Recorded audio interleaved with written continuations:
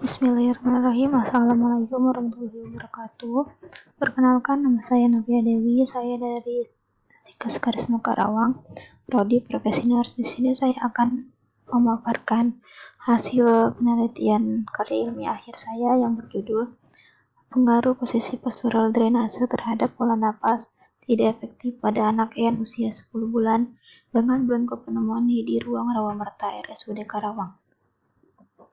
Bronkopneumonia adalah salah satu jenis pneumonia yang mempunyai pola penyebaran berbercak, teratur dalam satu atau lebih area terlokalisasi di dalam bronki dan meluas di parenkim paru yang berdekatan di sekitarnya, menurut Ngemba tahun 2015. Pada tahun 2017, cakupan pneumonia balita menurut provinsi di Indonesia sudah mencapai 51,19%.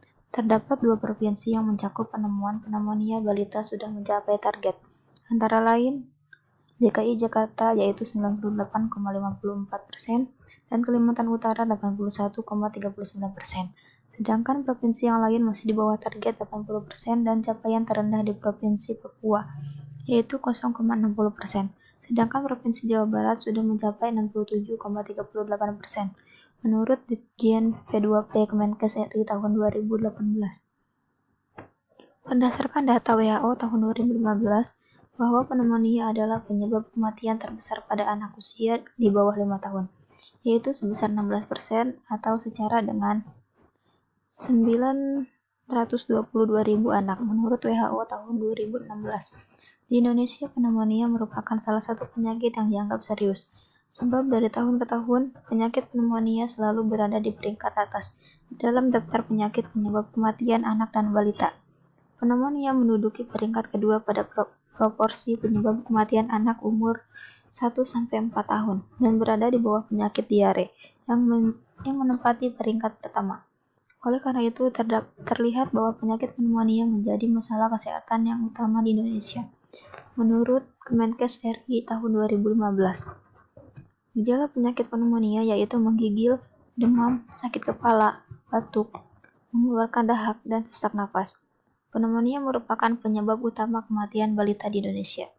Penyakit ini menyumbang 16% dari seluruh kematian anak di bawah 5 tahun, yang menyebabkan kematian pada 920.136 balita atau lebih dari 2.500 per hari.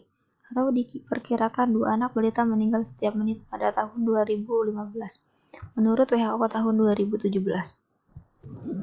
Manifestasi klinis bronkopneumonia menurut Rinjel 2012, gejala penyakit datang mendadak namun terkadang-kadang diketahui oleh infeksi saluran pernapasan atas. Pertukaran udara di paru-paru tidak lancar di mana pernapasan agak cepat dan dangkal sampai terdapat pernapasan kaping hidung. Adanya bunyi napas tambahan pernapasan seperti ronki dan wheezing. Dalam waktu singkat untuk suhu tubuh naik dengan cepat sehingga kadang-kadang terjadi kejang. Anak merasa nyeri atau sakit di daerah dada waktu batuk dan napas. Batuk disertai sputum yang kental, nafsu makan menurun. Patofisiologi bronkopneumonia. Bronkopneumonia adalah infeksi sekunder yang biasanya disebabkan oleh virus, jamur, dan bakteri yang menyebabkan bronkopneumonia masuk ke saluran pernapasan sehingga terjadi peradangan pada bronkus, alveolus, dan jaringan sekitar. Peradangan pada bronkus ditandai dengan adanya penumpukan sekret sehingga terjadi demam, batuk produktif, bronki positif, mual, dan muntah. Menurut Wijayaningsih tahun 2013. Salah satu intervensi perawatan yang dapat diberikan untuk mengalami masalah tersebut adalah dengan posisi postural drainase. Postural drainase merupakan pemberian posisi terapeutik pada pasien untuk memungkinkan sekresi paru-paru mengalir berdasarkan gravitasi ke dalam bronkus mayor dan trakea. Postural drainase menggunakan posisi yang khusus untuk mengalirkan sekresi dengan menggunakan pengaruh gravitasi. Tindakan postural drainase dilakukan 2-3 kali per hari, tergantung seberapa banyak penumpukan yang terjadi. Waktu terbaik melakukan tindakan postural drainase adalah sebelum sarapan, sebelum makan siang, sore, hari, dan sebelum tidur. Penting diingat agar tindakan tersebut tidak dilakukan pada pasien selesai makan karena dapat merangsang muntah. Terapi postural drainase yang memanfaatkan kekuatan gravitasi untuk membantu mengalirkan sekret dengan efektif dari paru-paru ke saluran pernapasan utama, sehingga dapat dikeluarkan dengan batuk efektif dan suction. Klien ditempatkan dengan kepala atau dada lebih rendah dalam waktu 15 menit. Nah, untuk opsi perawatannya, saya mendapatkan klien yang bernama Anak N, usia 10 bulan, jenis kelamin perempuan, anak pertama, agama Islam, tanggal masuk rumah sakit 3 Desember 2019, tanggal pengkajian 4 Desember tahun 2019. Riwayat kesehatan, keluhan utama, ibu Anak N mengatakan anaknya batuk-batuk tetapi tidak berdahak. Keluhan tambahan, pasien mengalami demam dengan suhu 38 derajat Celcius. Riwayat kesehatan sekarang, sejak timbulnya gejala sampai dengan dirawat di rumah sakit umum daerah Karawang, dan 3 hari sebelum masuk rumah sakit klien sesak nafas. Riwayat kesehatan dahulu, klien belum pernah sakit parah. Dan untuk data penunjang, semuanya dalam batas normal, hanya leukositnya sedikit menurun. Nah, terapi obatnya, klien dapat terapi cefotaxime, paracetamol, dan ambrosol. Untuk analisa data, ini diagnosa pertama ya. Data subjektifnya, ibu Anak N mengatakan anaknya sesak sejak 3 hari sebelum masuk ke rumah sakit. Ibu Anak N mengatakan anaknya batuk-batuk tetapi tidak berdahak. Untuk data objektifnya, bunyi napas rongki kering, batuk kering, respirasi 70 kali per menit, retraksi dinding dada positif. Untuk etiologinya, virus, bakteri, dan jamur dapat menyebabkan invasi saluran nafas bawah, kuman berlebih di bronkus, dan terjadinya proses peradangan yang bisa menyebabkan pernapasan menjadi cepat dan muncullah masalah pola napas tidak efektif. Untuk analisa kedua, data subjektifnya, ibu Anak N mengatakan anaknya demam. Dengan data objektif suhu 38 derajat Celcius, tubuh terasa hangat, leukosit 8,21.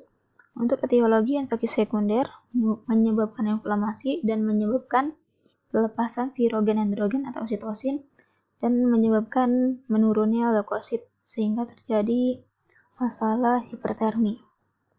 Untuk implementasi diagnosa pertama, di hari pertama itu memonitor status oksigenasi sebelum dan sesudah mengubah posisi. Hasilnya sebelum mengubah posisi yaitu 70 kali per menit, sesudah dilakukan perubahan posisi yaitu 69 kali per menit.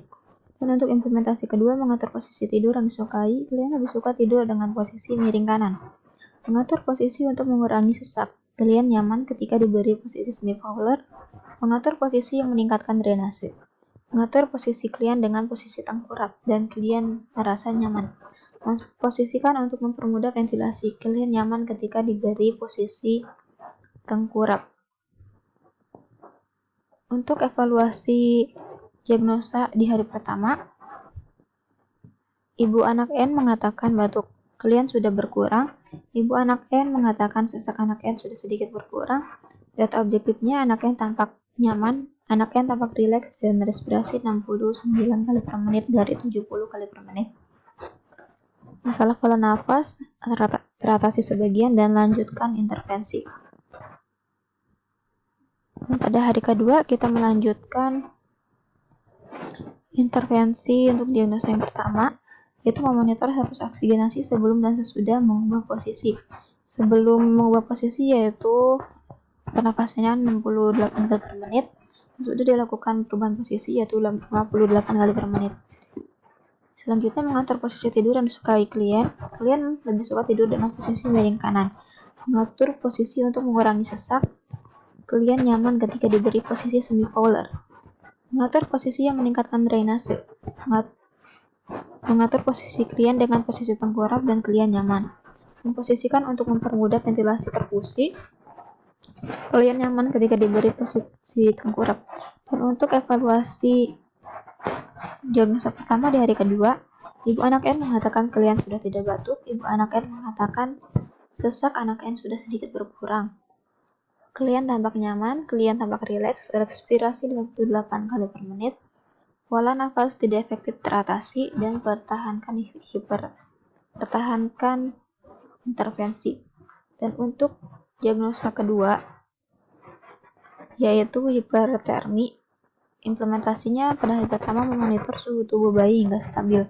Suhu klien 38 derajat Celcius, memonitor suhu tubuh anak setiap 2 jam. Jam 9.15 suhu tubuh klien masih 38 derajat Celcius.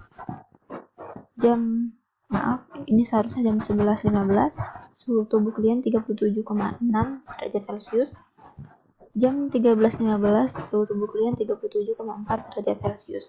Memonitor tekanan darah, frekuensi pernapasan, dan nadi.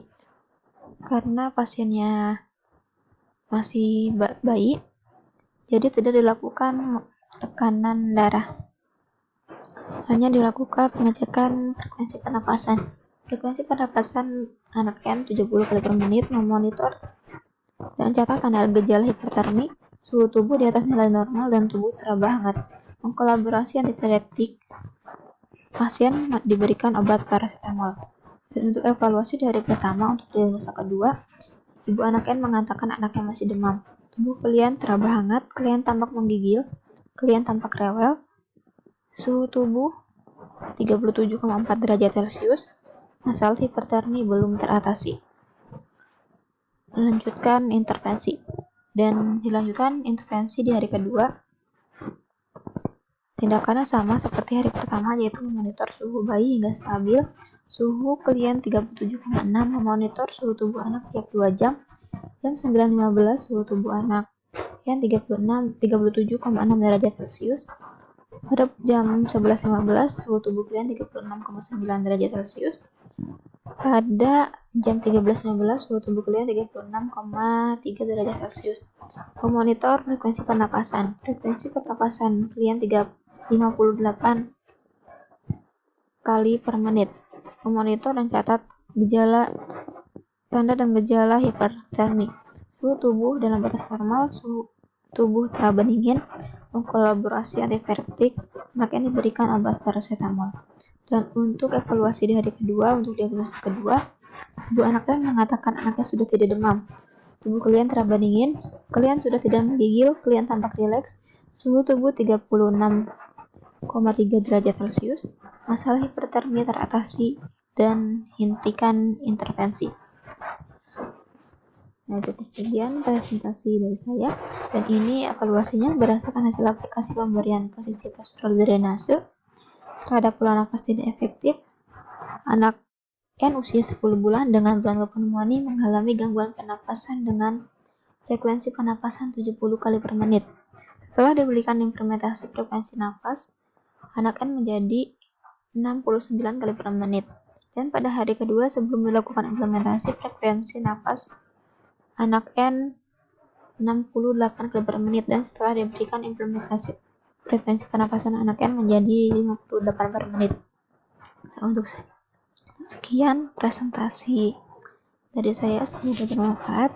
Assalamualaikum warahmatullahi wabarakatuh.